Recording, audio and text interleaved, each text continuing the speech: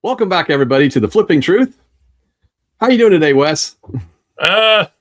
Frustrated beyond belief. Yeah, we're talking a little bit off of camera, and it sounds like you've had a rough day. So, Yeah. What's more fun than end of a rough day is to just talk about stuff about reselling. There you go. I'm still smiling though. I'm still as long as you can smile. As long as you can smile, my friend. Yes, sir. That's true. Oh, well, I'm wanting to jump into, since I'm frustrated, I'm going to jump into what frustrations do you think sellers are feeling right now? Because I'm feeling a lot for many different reasons. Yeah. I right now, I think there's probably a ton of frustrations. I know there's a lot of concerns out there right now with reselling. Anybody if you haven't heard, GameStop made a play for eBay. They've actually put in a full purchase package to actually try to purchase it. Now, obviously, there are a lot of hoops that have to be jumped through in order for a company to buy a company, especially something the size of eBay. And GameStop, I think, is kind of small compared to what eBay is. But so I think, frustration wise, or maybe that I think there's a lot of things that are going on that are maybe concerning resellers right now. So that would be actually one of them. There's been some interesting rumors and different things flying around, but I think overall, there's a lot of frustrating things right now. I mean, we're paying, more fees. And I know people say, well, the fees haven't gone up, and they'll say that. But yeah, they have, because you're paying more in shipping, and a lot more in shipping. And you pay more in shipping, you're paying more in fees, because your fees are charged on the entire sale, including shipping. So there's a lot of stuff right now. So it's kind of eating into our bottom line quite a bit. But at the same time, eBay's making profit, right? So they're doing well. So and honestly, they wouldn't be doing well if it wasn't for the fact that they have sellers that are selling products. So right. eBay doesn't sell a product themselves. They are, in fact, just the platform, right? Right. So I think that there's a lot of stuff. There's a lot of different things we could probably get into, promoted listings. Obviously, I mean, the new attribution, all that stuff's probably frustrated some people. Personally, it hasn't affected me because it just changed the way I did my promotions, right? I still promote. I don't know if you promote. Well, I haven't here recently. I did there for a long time. Mm-hmm.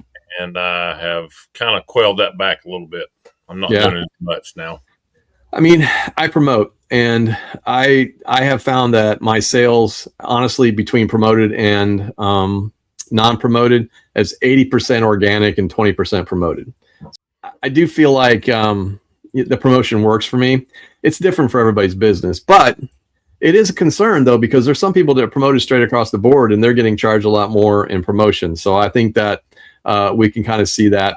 I think there's a lot of other things that maybe frustrate people right now. So I think a lot of sellers feel a little disconnected from the platform in some ways, because, I mean, it's a big company. And I mean, this is not throwing any shade on eBay. eBay is a big company, and a big company is hard to run, especially a company that size that is that global. There's a lot of rules, regulations, and things they have to go through. So I think from that standpoint, we could also talk about the fact that the economy sucks.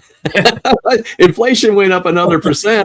And, they said on average, the average family is spending at least $600 more a month on stuff that they were buying a year ago this time, or 2 years ago, or whatever it was this time. So yeah, I mean, I think it's a tough world out there. Well, you've been selling on eBay since the AuctionWeb days, and how does eBay to you, since you've been on there a lot longer than I have, how does it feel different now? So it's interesting. So I started on eBay in late 1995. And eBay changed over to eBay. It was AuctionWeb before it changed over to eBay, I think in 1997. And so my account says 1997 because they didn't count that year and a half or so before. Mm-hmm. But, it's a different world. It was a totally different world back then. Back then, it was just auctions. And you put something up for whatever days it was. I can't remember now, 3, 7, 14. I think you had a different auctions. And somebody bought it. You said, great, they bought it. They send you money in the mail, sometimes cash, sometimes cashier checks, sometimes checks. And then you would wait the 14 days for the check to pass, and then you would send them their stuff. And if you bought something off of AuctionWeb or off of eBay, you did the same thing. You sent your money and then you waited and you waited and you waited and you waited. And I will say this, I never not received something, which is different. So that was back in the old days, right? And then they come up with PayPal. And like I said, I've been a casual seller all that time. I was a casual seller. Whenever I needed money, I just sell something on eBay. It was easy.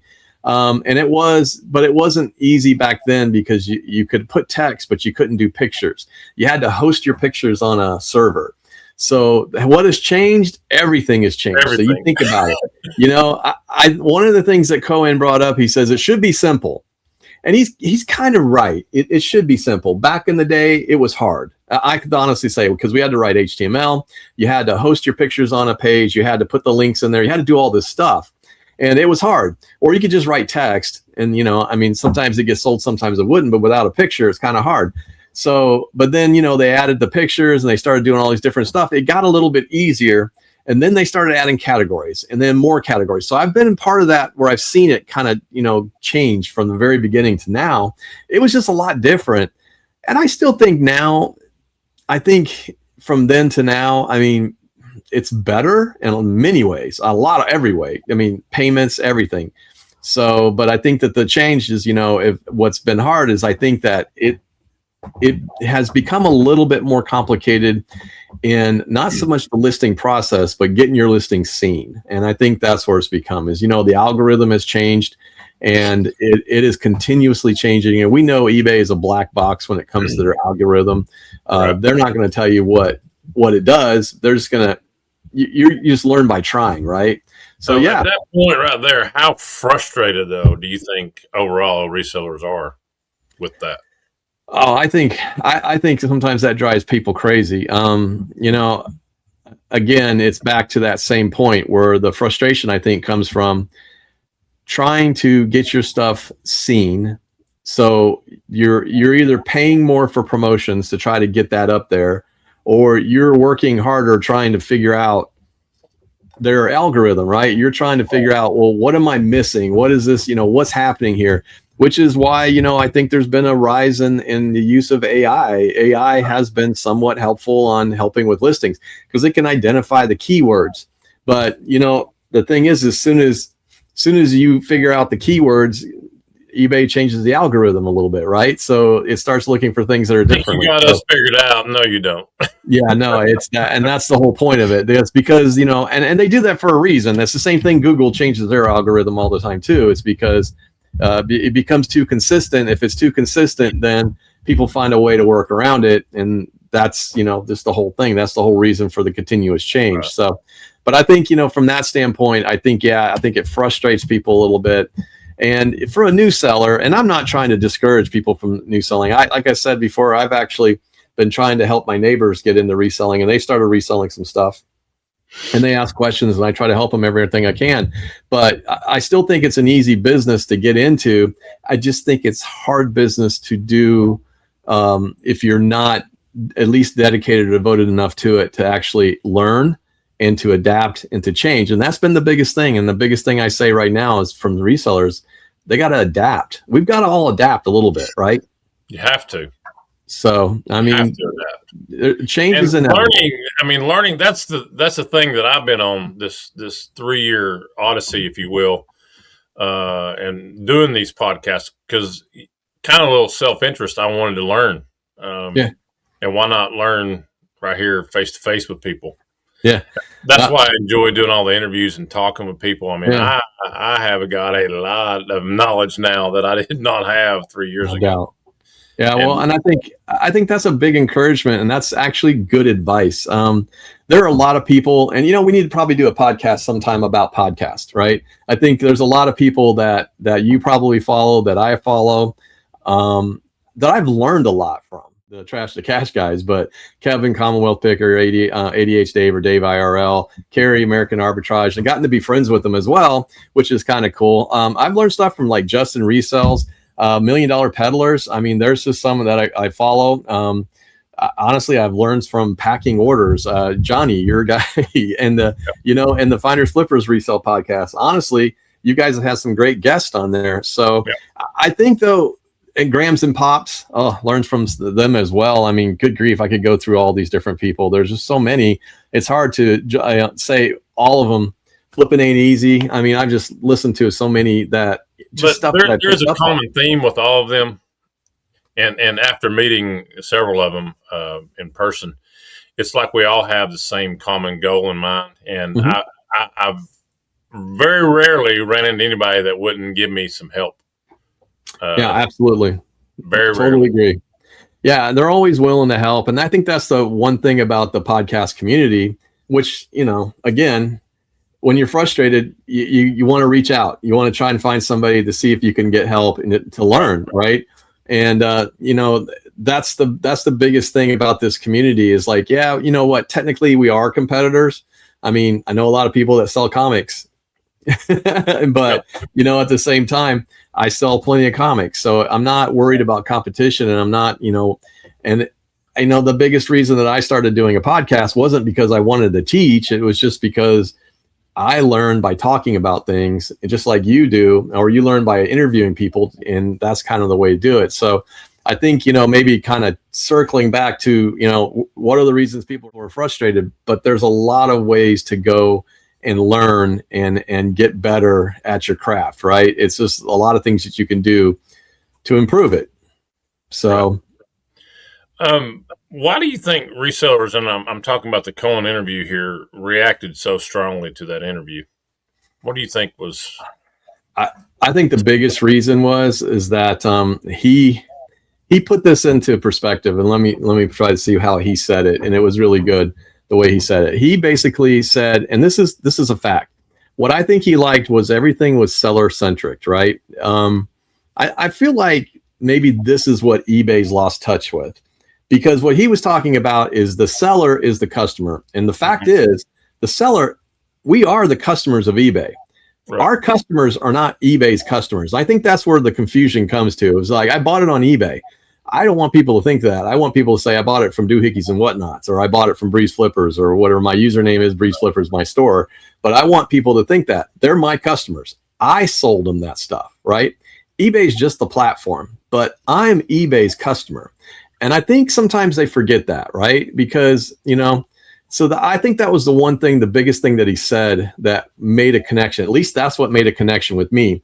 And like I said, I still believe there's less than a 10% chance that this could happen, but it would be it's kind of refreshing to hear that, because I think that's the biggest frustration that people have had, is that we don't feel like we're connected to the company that should be serving us, right?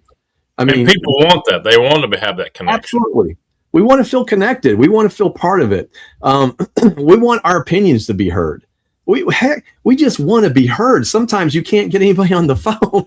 Right. You can't get a problem dealt with, It's just like, you just want to be heard. You want to be seen and say, hey, you know what? I'm making a difference here. Listen, my $30,000 in sales a year, or 40,000, or whatever it's going to be this year, it's a drop in the bucket for eBay, but it's a big deal for me. Right. And it should be, they should look at that and think that it is a big deal. Because I think if they were actually more seller centric, and they gave more to the sellers, and they helped sellers more, and they were more part of it, they would have more sellers, i.e. more revenue. More revenue would come in because there'd be more customers. Because if you put the inventory out there, the customers will come, right? But if you don't have the inventory, you're not going to get it. And I think that's probably part of it. So I think that was the biggest thing to me, that I feel like that's what I feel like everything that I've read and saw, and everything that I've heard, and the follow-ups, and the, all the different ones, that's what I heard, is that, he was seller centric, and that's where something eBay needs to work on. Right. I'm shifting now to sourcing frustrations. Because that's where I'm at. It's a big talking point for me, Dave. And what do you think is harder right now, finding inventory or finding a good kind of inventory? Well, from my personal standpoint, the past 3 weeks I haven't been sourcing, and the reason why is, one, it was raining and pouring. Yeah, I haven't either. I just, for whatever reason, I don't know. I think it's like that thing of feeling both ends of the candle burning. Yeah, yeah. Well, that's exactly what it is. Well, for us, 2 weekends of it has been weather, and one weekend was family was here, so we Right. couldn't really go do anything. We did go to the flea market, and I picked up a few things because they wanted to go to the flea market, but we didn't really source. Where But I it's not like the to be same up day at. you told Sherry, you know what? It's raining. Let's count our losses. Let's go home. Yeah, Uh, that was the one day. That's exactly what happened, and we hit maybe 8 garage sales, one neighborhood sale that was about 8 sales in there, and then we hit one other one, and it was pouring rain, and we're just like, I mean, at that point, Get they it. were closing up and shutting down. So, yeah, it's frustrating. I guess the biggest thing is it really depends on where you live. I think what it's done for me is like it has forced me to be more creative with sourcing. I've started to, I actually now have Facebook searches set up. Whenever something pops up that I'm looking for, it automatically sends me a message. And I take a look and see, like I'm trying to buy comic collections. That's what I want to buy. I want to buy bigger collections. I don't want to buy 30 books. I want to buy 300 books. Because I know I can make my money there. And that's, I just know how to do that. But so I have that pop up, also action figures and different things. So if there's something that pops in there, I see it. And then, so I'm trying to figure out ways to source better. Now, not saying that garage sales aren't around. You live in an area where there's probably good garage sales, right? Mhm. Typically. I mean, we don't live in rural America. Thankfully, I'm Right. living in a pretty good sized town. So there's garage sales almost every weekend all through the year because we Right. don't have winter here. So, but it doesn't mean they're always good. I think, you would think with the economy the way it is right now, there'd be more garage sales. You But would think. because the way the economy is right now, there's garage sales, but they're not cheap. They want to get Well, I maximum mean, amount of money. everybody's struggling, you know? Exactly.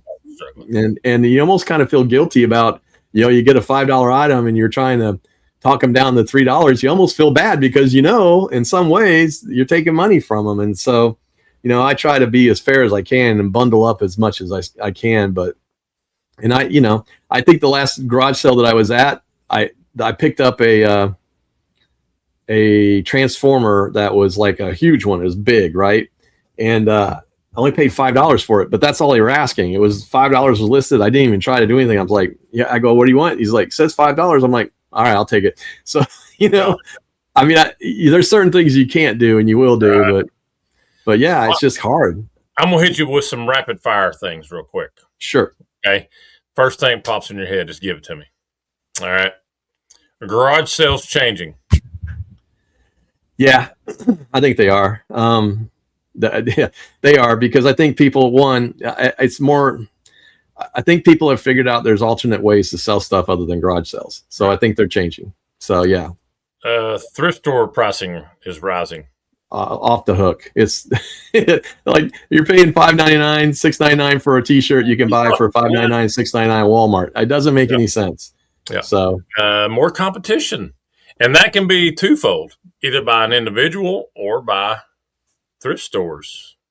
yeah, I mean, well, Goodwill's already proved that they've gone online and started selling their own stuff. So, and they pull all the good stuff out and they sell it online. So, yeah, I mean, that competition that's taken away a source for a lot of people, but that's part of it. But yeah, I do think that that's the case. I think more people are trying to figure out ways to make more money. So, yeah, I think competition is picking up a little bit. But I also think that's happening on the garage sale side as well because people are hitting those garage sales harder.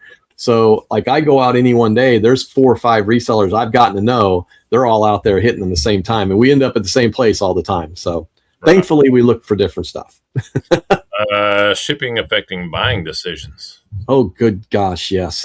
That's a big one. I mean, it goes back to my box theory. First of all, do I have a box to ship that? And if I do have a box, can you make a value out of it? Right. Yeah. No I mean, golly, Wes, I just shipped something to Oregon today.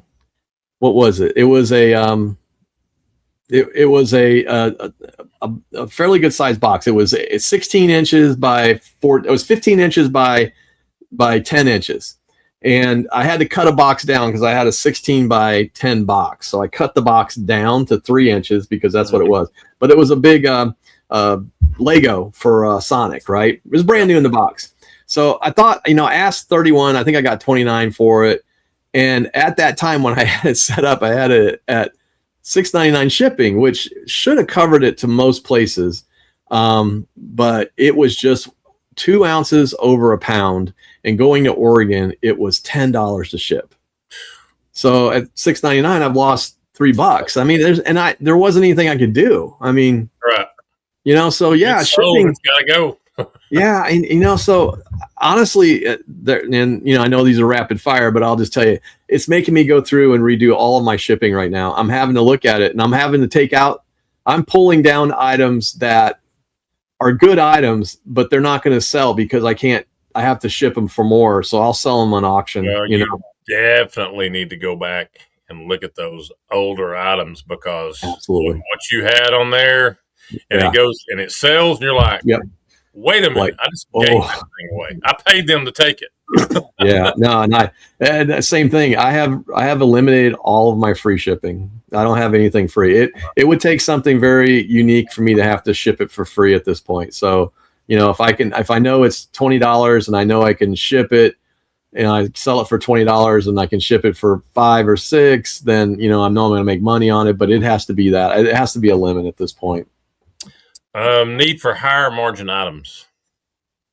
Well, yeah, we all have that. And we talked about that last week. Remember, we talked about $15 or above. I mean, that's where I'm at. I have now gone through another box in there. Of course, we had a did option the other night. Right. And I sold about half that box. And the rest that's good. I pilfered through it, and I thought, I'm just going to donate. So I donated whatever was left in there.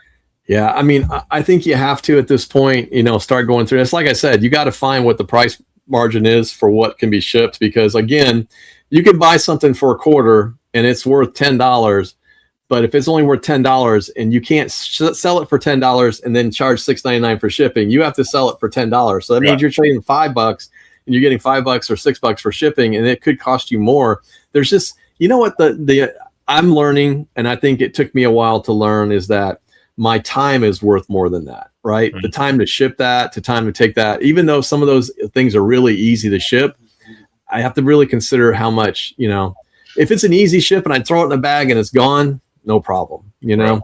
But if it's something that requires wrapping it up and, you know, all this stuff like coffee mugs, I just don't do them unless they're really unique. I won't do them anymore. So it does change the way you buy stuff. And I mean, I guess that's one of the reasons why I like to buy comics, because I can buy a comic for 50 cents and sell it for $15, you know?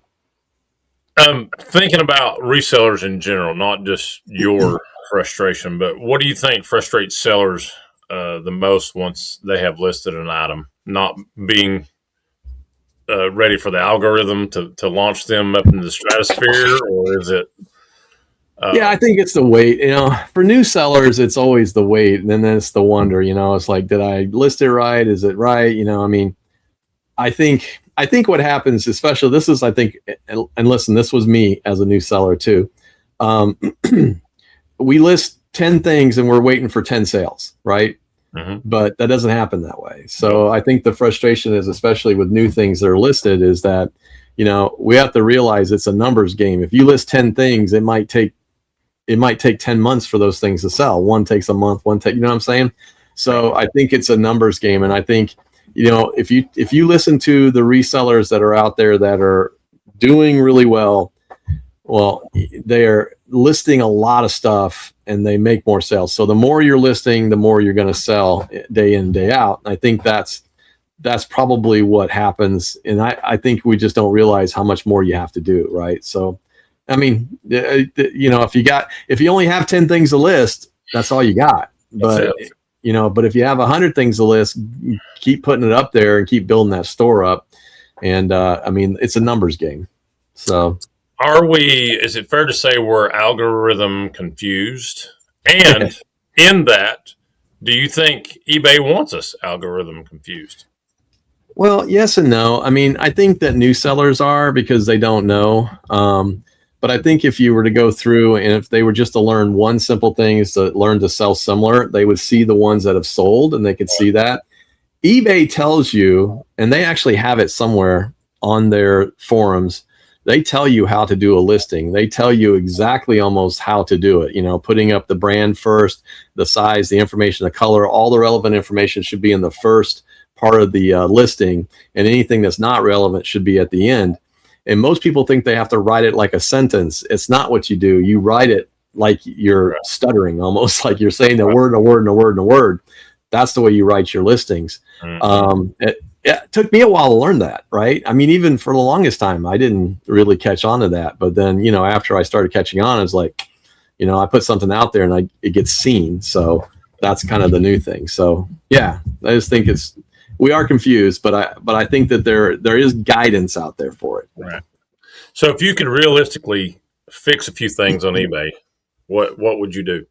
If you had controls and you're sitting there going, let me see here, I'm going to tweak the algorithm, I'm going to do this, I'm going to do that.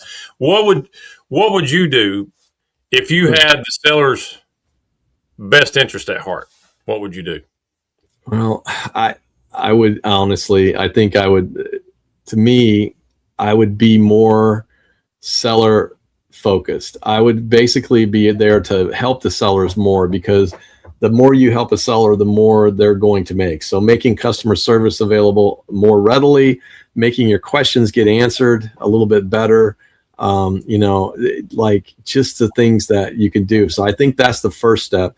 And I think the next thing that would probably be fixed right now, eBay's in a very unique position where I think they could just blow everything up if they would just figure out a way, especially the way the economy is and the way things are going, to reduce fees somehow. To do something. If I could fix it, that's what I'd say. Reduce some of the fees, give a win back to the sellers. You're going to get more sellers. Now, we've seen Macari and I've seen some of these other ones. I think Depop now doesn't charge a fee. Matter of fact, they don't. It doesn't necessarily work. You know, Poshmark tried to do that. It doesn't necessarily work, right?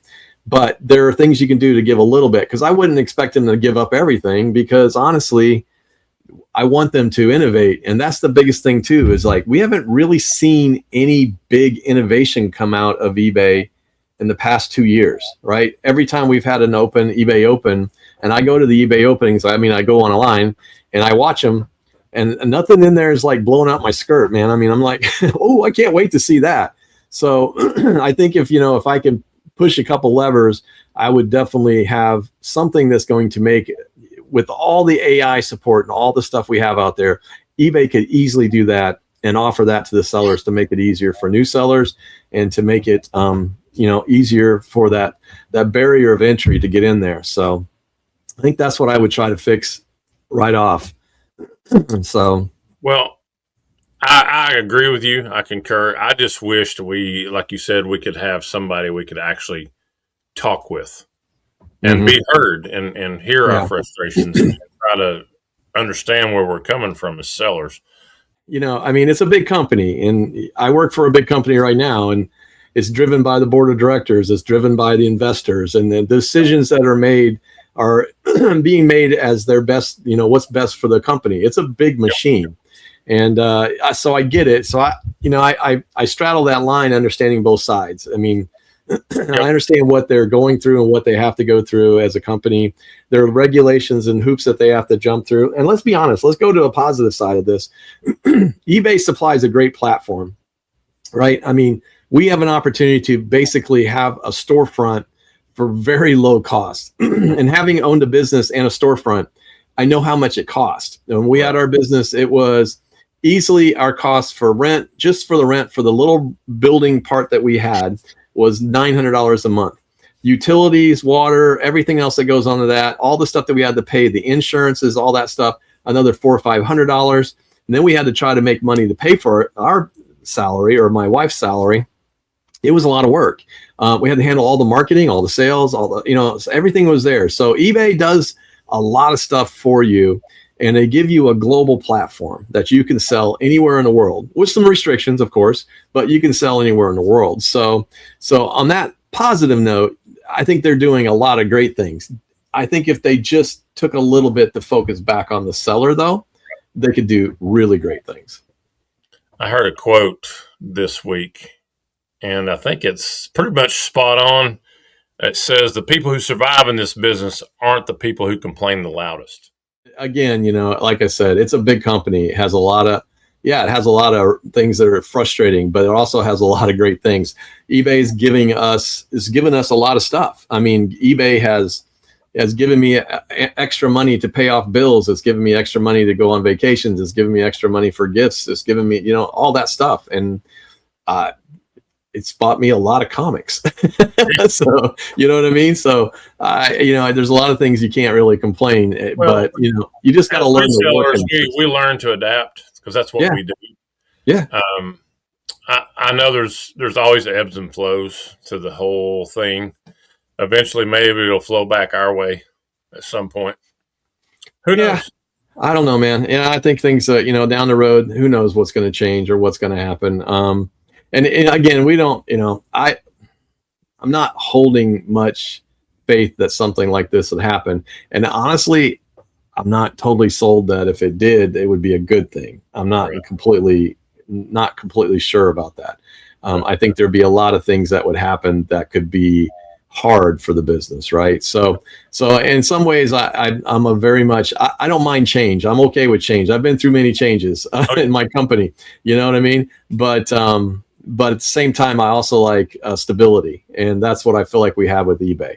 I mean, you look at all the companies that come and go, and the ones that have had big changes and tried different things and it hasn't worked. Macari tried, Poshmark tried all these different things, and eBay's been plugging along.